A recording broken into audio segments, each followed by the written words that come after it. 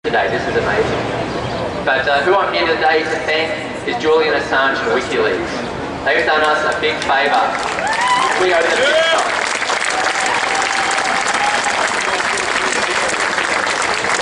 We owe them not just because they've lifted up the rock of international diplomacy and allowed us all to watch the politicians and the diplomats squirm in the light of scrutiny. It has been fun.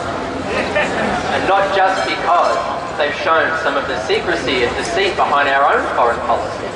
The gap between what our government says and what it believes is larger than we would have thought.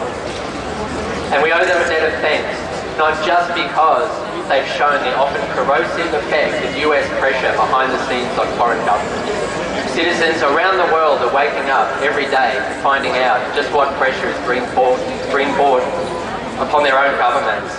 And that pressure and that power will never be the same again. Yes, WikiLeaks has done all of these things and they are of profound importance. But perhaps just as important is the fact that these leaks and this incident has been a powerful demonstration of free speech. Everyone who's watched the news in the last few weeks has had a lesson in journalism and whistleblowing. They've seen a powerful demonstration of just how important information can be.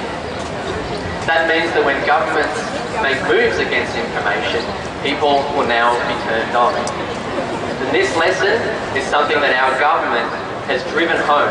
They've made sure that nobody in Australia will forget it. By piling onto Assange, by accusing him of criminality, our government thought they'd act tough against a supposed threat to our security. But it has backfired, and it backfired big time. Yes!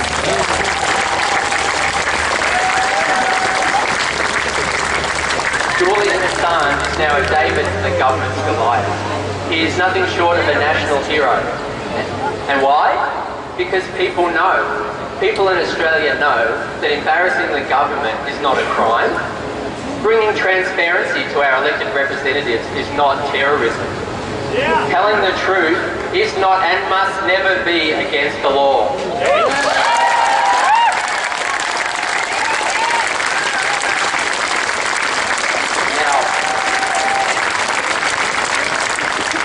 Now, a mature and a confident government, they could have dismissed these leaks as grist for the mill of international diplomacy and modern politics.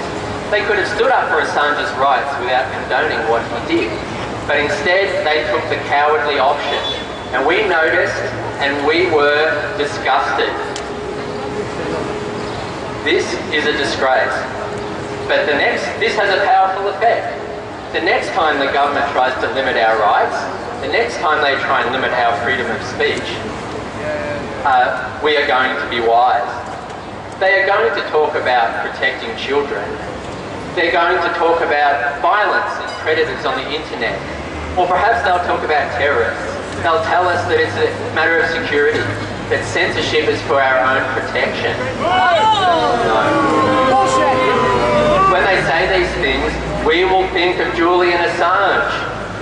We will think of our right to know just what our government really thinks of the wars that we've been embroiled in. We'll think of our right to know that a member of our own government is a protected source of information for a foreign embassy. And we'll think of our politicians scrambling to try and protect their own reputations. And we will say, no, we will not let you censor. We will not let you suppress. And we will not let you expunge information.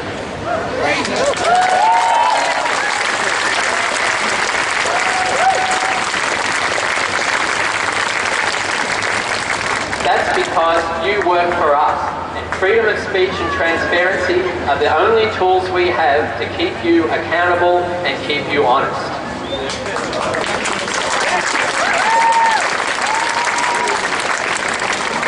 WikiLeaks have demonstrated this beyond a shadow of a doubt.